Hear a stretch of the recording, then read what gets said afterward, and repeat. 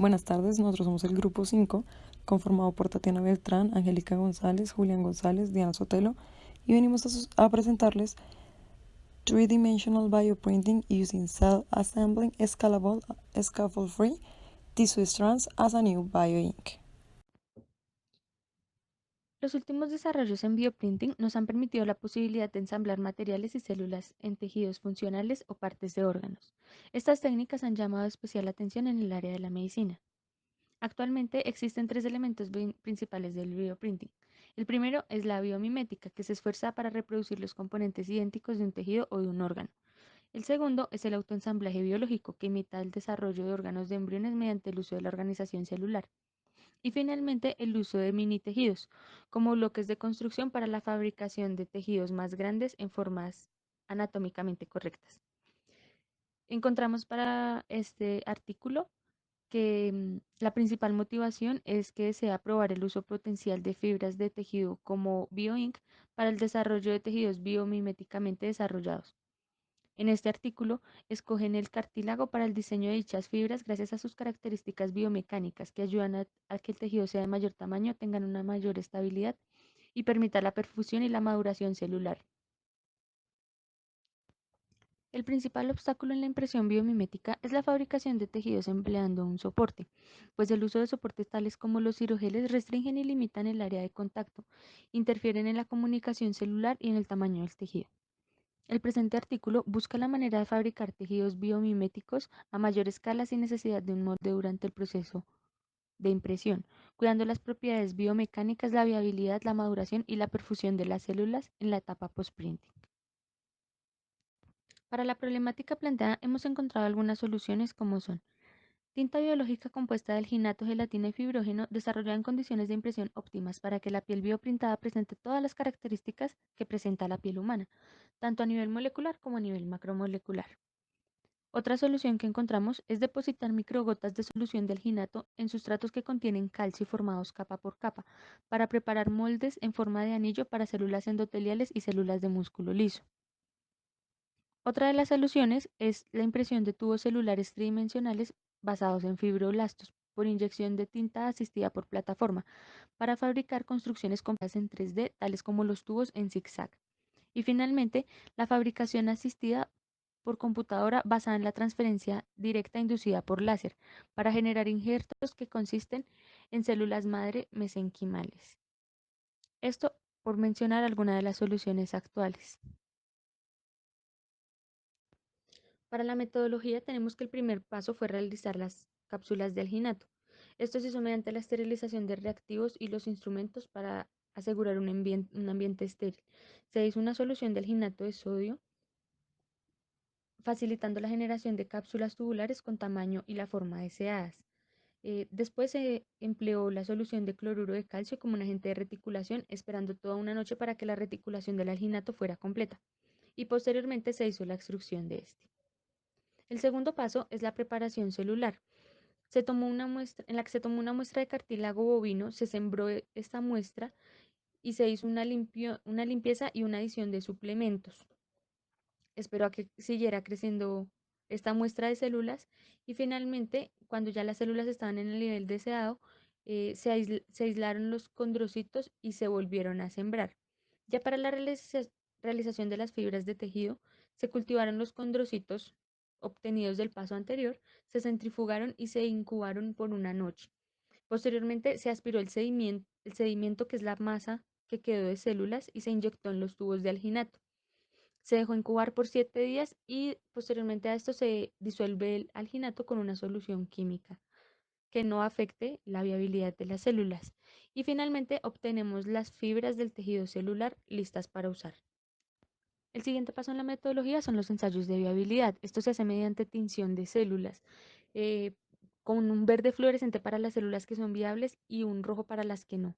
Se analizan las imágenes por microscopio láser de barrido conofocal desde la superficie hasta el interior de los tejidos con el fin de mirar cuáles son los tejidos que deben tomarse para la experimentación posterior. A continuación a esto siguen los ensayos de tracción donde se toman hebras de tejido de cartílago viables, em, espaciadas una de la otra y se ponen bajo una máquina de ensayo de tracción donde son sometidas a una fuerza mecánica. Con esto, sacan el modelo de Young para cada fibra, donde pueden observar la resistencia mecánica del tejido. Posterior a esto viene la histología. Entonces, aquí encontramos el ensayo para la evaluación de contenido, que efectivamente las células sí estén produciendo todas las proteínas características del tejido de cartílago. Se hace PCR para identificar que se estén expresando las, las células correspondientes a un cartílago. Después se hace un ensamblaje de hebras de tejido, se analiza que sea viable para BioInk, es tejido, estas fibras de tejido, y posteriormente se hace la evaluación mecánica, cómo está la calidad de tejido, si sí funcionaría o no, y la evaluación potencial del tejido para la biotinta. Acerca de los resultados, se tiene en primera instancia la fabricación de hebras de tejido. En esto se observa en la figura A el dispositivo utilizado para la extrusión coaxial de cápsulas de alginato, las cuales se caracterizaron con respecto al lumen y al diámetro exterior, obteniendo diámetros promedio de 709 micras y 1248 micras respectivamente. En la figura B se muestran las cápsulas de alginato con morfología tubular bien definida y se observa que ésta se conserva sin ningún colapso en el cultivo a lo largo del tiempo. En la figura C se ven las células microinyectadas dentro de las cápsulas de alginato y cómo la agregación comienza alrededor de la superficie luminal de la cápsula y el diámetro del hilo de tejido disminuye a medida que la agregación progresa, debido a la contracción radial y se estabiliza después del día 10. En la figura D se muestran las células viables en color verde fluorescente bajo vista microscopio confocal y cómo la viabilidad celular aumenta gradualmente a lo largo de un periodo de cultivo de 10 días. Desde el séptimo día se mantiene una viabilidad de aproximadamente el 87%. Finalmente, en la figura E, se muestra una hebra de tejido de casi 8 centímetros de largo después de retirar la cápsula, como las hebras de tejido se autoensamblaron en forma de T y se observa la morfología cilíndrica bien definida utilizando la microscopía de barrido de electrones. Esto demuestra que variando los parámetros se puede modificar tanto la longitud como la forma de ensamblaje de las fibras. En los resultados de la caracterización mecánica de las hebras de tejido, se observa que la tensión de rotura o esfuerzo último aumenta significativamente durante las 3 semanas y que el módulo de elasticidad longitudinal o módulo de Young también aumentó significativamente. Sin embargo, la ruptura de tensión o de falla que mide la elongación durante la rotura no cambió significativamente durante las 3 semanas que se analizaron. De acuerdo a lo anterior, la densidad celular aumentó y se incorporaron componentes fibrosos en la matriz extracelular, haciendo el tejido más compacto e integral a nivel estructural. Acerca de la caracterización funcional y transcripcional de las hebras tisulares, en la figura A se muestra una tinción positiva de safraína O en comparación con el cartílago nativo. Se observa también que el cartílago nativo presenta menor densidad y mayor matriz extracelular, mientras que las hebras de tejido presentan un mayor número de células. En la figura B se muestra una mayor producción de proteoglicano respecto al cartílago nativo, sin una diferencia significativa. En la figura C se muestra la respuesta a los marcadores específicos de cartílago con una alta presencia de colágeno tipo 2, que tiene una coloración café, y agrecano, que es lo que presenta una coloración morada. Lo anterior significa que los condrocitos en las hebras tisulares forman cartílago in vitro, pues el cartílago regenerado presenta características similares al cartílago nativo. Finalmente, la figura D muestra la expresión específica de genes pertenecientes al cartílago, 3 para ser exactos, lo que significa que existe un ambiente ideal para la condrogénesis, pues estas moléculas mantienen el fenotipo funcional de los condrocitos.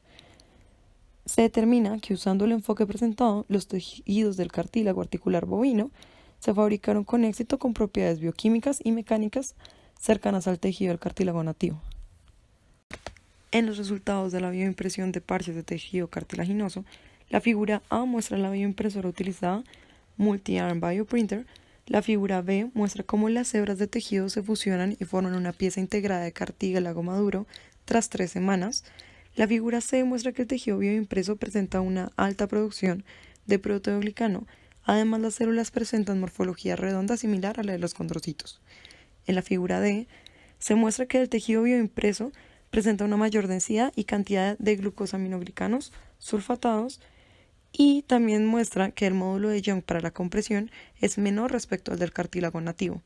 Por último, en la figura E, se ve cómo el constructo de tejido implantado se fusionó en una pieza de cartílago sin huecos entre capas y cómo el tejido implantado muestra una matriz extracelular rica en proteoglicano. Todos fueron a simple vista similares al cartílago nativo. Se obtuvo una primera bioimpresión de hebras de tejido escalable libre de scaffold en un estado casi sólido que permite la fabricación de parches de tejido más grandes que se pueden usar para diversos fines, como medicina regenerativa, ingeniería de tejidos, modelos de tejidos para pruebas de drogas y modelado de enfermedades.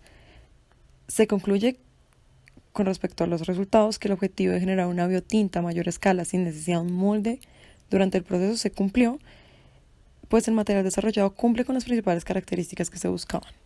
Algunas de las principales limitaciones del proyecto son la dificultad de fabricar tejidos a escala sin utilizar un soporte de molde, ya que la estructura del molde restringe el sedimento celular a un espacio altamente confinado, que la biotinta generada no posee las mismas propiedades mecánicas, especialmente el módulo de elasticidad, que el cartílago original, y a futuro esto podría generar un esfuerzo de falla menor. Adicionalmente, el tiempo que se tarda en estabilizar tanto el diámetro como la viabilidad celular es prolongado y muy variado. No todos estos procesos se estabilizan a la vez. Para mejorar el proyecto se han propuesto algunas alternativas. La primera es aplicar un biopegante para mejorar la integración y así realizar una implantación in vivo adicional para evaluar su efectividad y potencial clínico. Se propondría también realizar más pruebas en el tiempo para evaluar el deterioro del material, buscar alternativas para que las propiedades mecánicas del material se acerquen o se asemejen más a las necesidades a suplir, y serían cotizaciones del valor comercial que podría llegar a tener el producto si se lanzara al mercado. Bueno, después de haber analizado el artículo, podemos llegar principalmente a 4 conclusiones. La primera de ellas es que las hebras de tejido como unidades de constructo pues realmente no necesitan un medio líquido durante la impresión o un molde que como tal em, facilite su agregación y fusión. Nos dimos cuenta durante el artículo que realmente estos moldes simplemente limitan que las células realicen uniones intercelulares que se comuniquen entre ellas y posteriormente se fusionen. Esto nos permite darnos cuenta que realmente los scaffolds limitan pues como tal la agregación y fusión de las células. Una de las ventajas de producir constructos y andamios es que esta técnica va a recapitular la biología tisular del tejido original, porque es mucho más similar al proceso de embriogénesis que realizan las células en el cuerpo humano durante la formación de los órganos. Eh,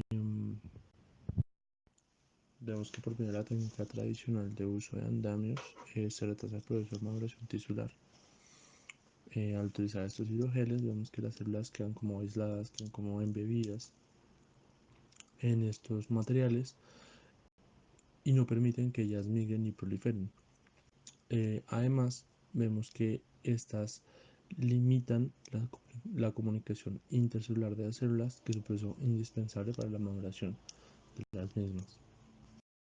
Y a la última conclusión a la que llegamos es que finalmente el mayor reto de la actualidad persiste en la bioimpresión de tejidos a escala, que como tal recreen la arquitectura celular original y que además estén asociados a árboles vasculares que vayan desde los grandes vasos hasta la microvasculatura y que esta microvasculatura sea capaz de llevar oxígeno, nutrientes y que permita la adecuada eliminación de desechos producidos por el metabolismo celular.